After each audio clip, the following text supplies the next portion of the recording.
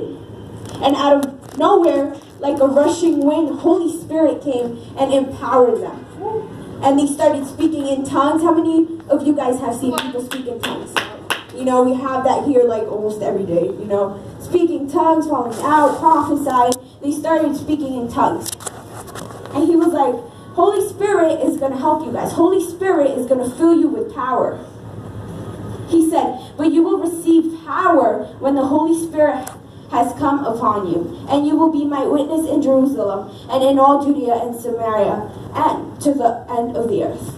And that's in Acts 1:8.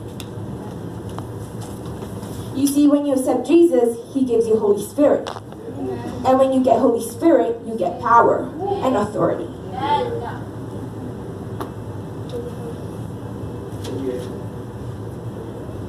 Say that again, bro.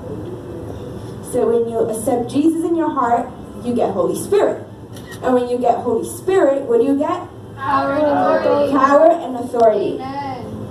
And so not only did Jesus come to the earth to die for all of us, but he came to prepare the disciples because he knew, he saw in them more than what they saw in themselves. You know, they saw themselves as fishermen, they saw themselves as tax collectors, but he saw way beyond what they saw. He was like, no, I can't just leave, I can't just come to the earth, die, and then leave. You know, what would the disciples do? You know, after I feel like I personally, after Jesus dies, resurrects, goes back to heaven, I would look at the disciples and I would be like, okay, what do I do now? I think I'm just gonna go back home. I haven't seen my parents in a while. I'm gonna go back and live my life the way I used to live it before Jesus came. You know, you would think, hey, what are disciples gonna do now? What are they gonna do? What are they gonna do with everything Jesus taught them? What are they gonna do with their salvation? My question to you is, what are you doing with your salvation? What are you doing with it? What are you doing with what Jesus has given you? What are you doing with the gift, Holy Spirit? Are you spreading it? Are you sharing it? Or are you just keeping it to yourself?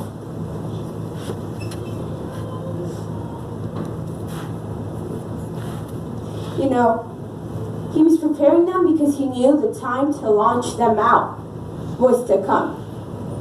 All that time was not for anything. All that time he spent with them to pray, all that time he spent with them fasting wasn't for anything. It wasn't just for him to die and go back to heaven and then leave them on earth, you know, to go back to their ordinary lives. It was for them to be launched out to different parts of the world to spread the gospel. How do you think we're Christian now? You know, how do you think the gospel got to us? It started with them being launched out.